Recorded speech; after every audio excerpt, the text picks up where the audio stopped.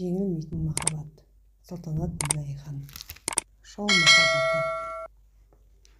Менің алдағы өмірімнің өлмейтін, өлгенше өле беретін ең басты шикізаты балалық бастауым екен анық деп бастады әлгінде бір шал әңгімесін.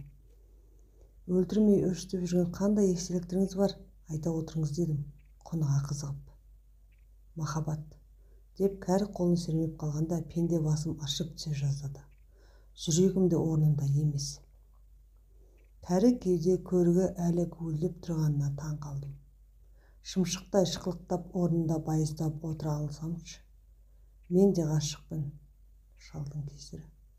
Сонымен шалды тыңдайық. Балам, Совет өкіметтен кімнің сауырына қамшы салмады? Сандалтып қойды ғой. Соның кесірінен сендер де сандырақтап жүрсіңдер. Қалай сандырақтағаны нені? Дедім, сөзін бөліп. Бір жағынан ашуға ерік беріп. Атамыз өмір тоды торлаған толқынды шекесін одан ары тызырайтып. Анау тұрған иттің байлаулы тұрғанына қара қанша болды? Деді де ақтабан етігін аяғымен тықылдатып үнсіз қалды. Мен де бөгелмей. Ой ата, туғалы торда тұр емес пе? Қабаған, дедім. Ойымда ештеме жоқ. Қабаған де, иә? Қабаған итті бірден босатып жіберсең не болады, айтшы қане? Деп сынық сары тісінің арасынан шерте түкірген түкірігі жебе қимылмен қара жерге сіңіп жатыр. Қырдың қу шиін ерінме қыстырып. Қабады дедім, жеп қояды ғой ата. Оны менен жақсы білерсіз, деп шекі өкпелік таныттым.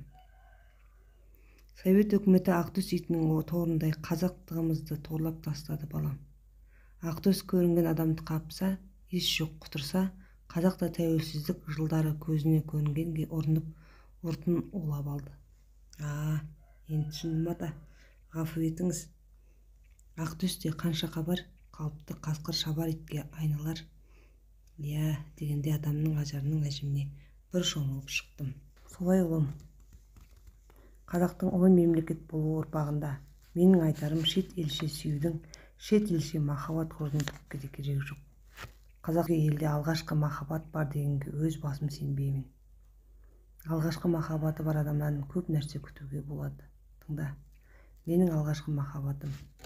Өз заманыңмен салыстыр. Сөзі өзімдікі, өзегі өзіңдікі. Адам күміс белдігін шешіп, шапанын жерге жайып, жантайып жата сөйлей жөнелді. Ақ сақалы самал желмен желбіреп даналық таратып жатқандай. Дем жиілеп тіл қатуға шамым келмей, кеңірдегім кеуіп кетті. Ұмтылып атама беттесе отырдым. 1960 жыл. Орысша оқыған тоқығаным бар, ауылға мұғалім болуға жарап қалған ем. Жасым 20-ға аяқ басқан.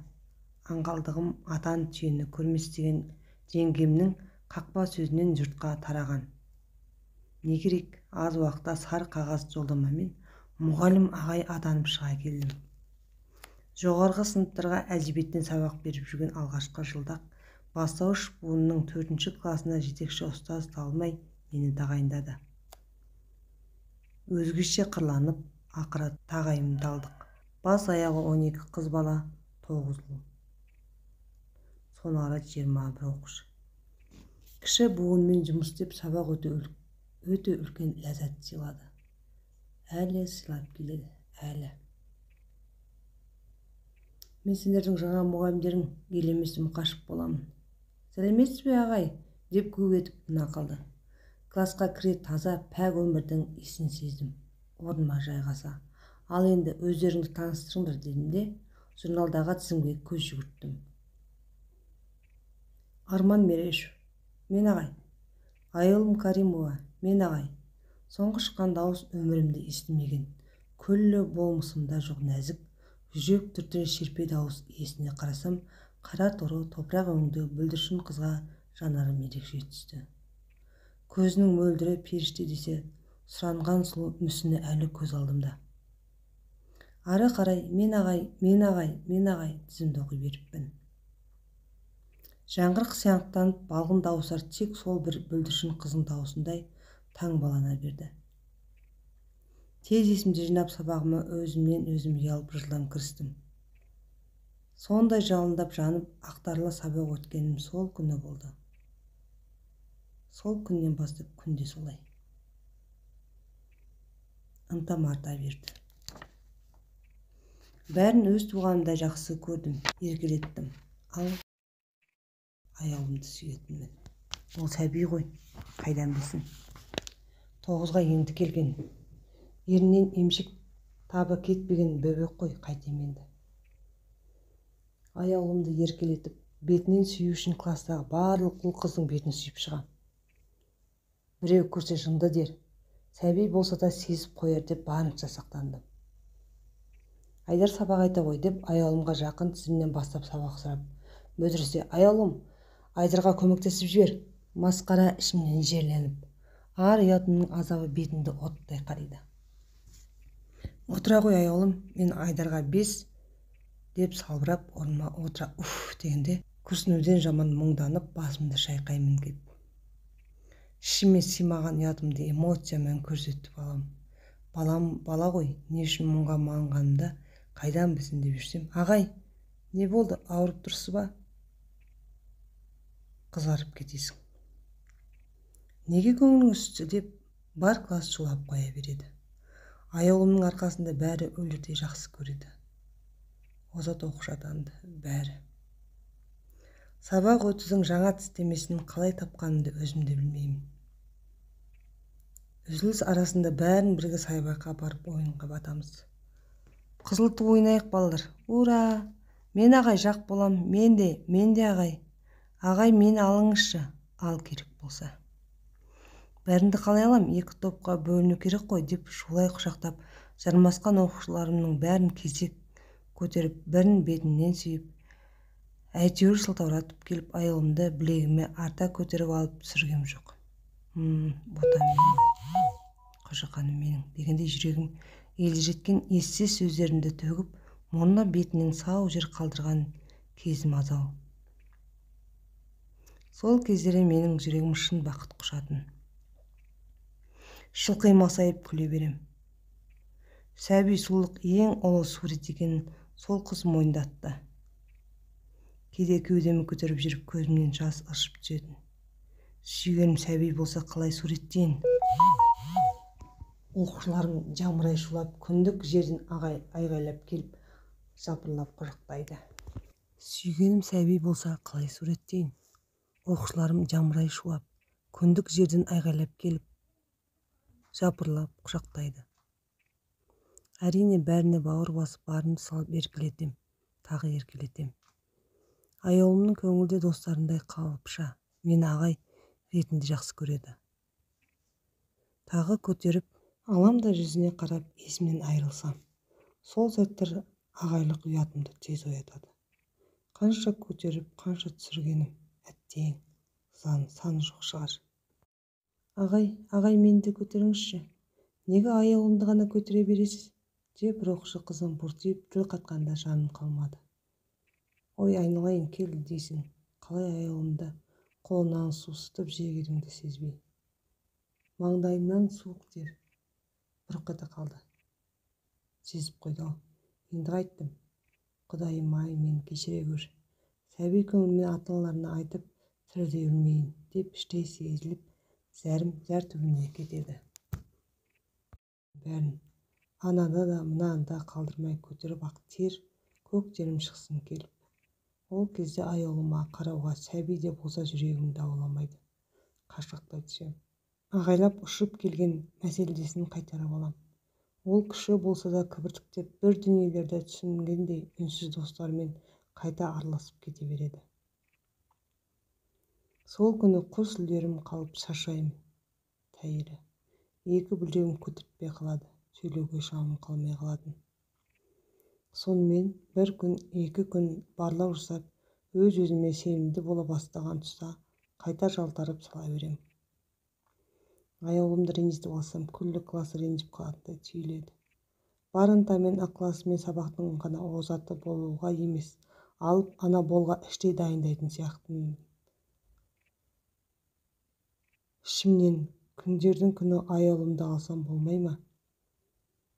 Арамыз бар болғаны 11 жас. Баяғыда біреу сенің әйелің кім десе әлі туған жоқ деп жауап беріп едім. Ал аяулым ес біліп келе жатқан қыз. Кімде-кім үлкен болса екі мүше мал беріп алғанын мен қатын емес деп абай атамыз айтса, аяулым екеуміздің арамыз бір мүшелге де толмайды екен. Мен неге қорқам? Ертең әйелім болар, барын салайын. Өсе келе өзі де түсінер. Әке-шешеміздің аралары 10-20 жыл болғанын өз көзімізбен көрдік. Солардың қайсысы кем қор болыпты. Екеуміздің бәр кінәміз тым ерте жұлыққанымыз болар. Сен есейгенше алтын көпірді өзім салайын деп іштей ерлік жасап едім. Күллі ауылға атым аңыз болды. Біздің жаңадан келген мұғаліміміз ерледі. Ол қызымыздың аузынан түспейтін қасиетті адам атанды. Қызым бірі ұлым деп сабақта ағайдан ұят болады, ренжіп қалады. Мықтап дайындалып баруымыз керек деп жастанып дайындалса керек. Керемет мұғалім. Алла амандығын берсін, денсаулық берсін ағайға деген алғыс. Ауыздан ауызға баласындай болсам да тез таралып жатты. Бет берер аяулымға деген махаббатымның үстінен аманат арқалатындай жауапкершілік тағы өзі келіп жүктелді. 1961 жылдың қысы ауып бара жатқан. Оқушыларым біздің үйге еркін келіп кететіндей дәрежеге жеткіздім. Өткен 90-ды барлық 21 оқушым бестікке бітіріп, үздік білім көрсеткені үшін әкімшіліктен дипломмен марапатталдым. Бір күні төсегімде кітап қарап жатсам анам, балам, бір оқушың келіп тұр, ағайын сұрайды деген соң шықсам аяулым. Қиялымда келін қылып қана кіргізем деген ойым бар еді мынау. Сасқалақтап қалған бір жағы анам бар. Аяулым жай ма? Деппін аңғыл басым. Біле тұра ұмытып. Ағай, Досжанға бір ертегі кітап беріпсіз ғой. Сол кітапты маған да бере тұрыңызшы деп еркелей сөйлегенде еріксіз күлдім. Бұл кітап ол кезде өзімде жоқ болатын.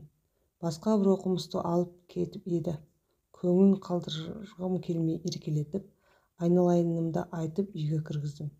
Шағын кітапханам бар болатын. Аяулым таныстырдым. Көп кітапты ақтара жүріп, бейнелі суреті мол бір кітапты таңдады. Ұнай ма десем, ұнайды ағай. Онда осы кітапты саған сыйға тартайын. Және мына кітапты да қосып ала ғой дедім. Бір балалар әдебиетінің өкілі Андерсеннің кітабын қосып беріп, ағай рахмет деп тіземмен бойма-бой шөгіп отырғам. Мойнымнан құшақтай алды. Ал кеп елжіріп, қиялға ерік берейін. Жаным, ботам. Сүйем ғой сені деймін ішімнен. Шығарда қалтасына кәмпит толтырып бердім. Балам кімнің қызы? Өзі ерікші бала екен, деген анамның сұрағына. Аманғазының қызы деп басқа оқушымның әкесін айта салдым. Ауылда бәрі бірін-бірі 5 саусағындай біледі. Сондағы ойым аяулым өскенде анам есіне осы күн түсіп ұялмайын деген арам қулық.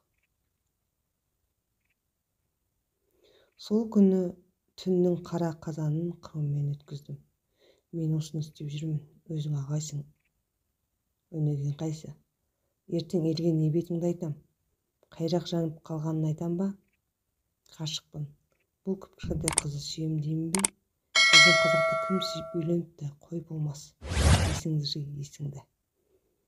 Ертеңнен бастап бәрін басынан бастайын. Ел қатарлы мұғалім болып қарынның қамын жасасам жетер.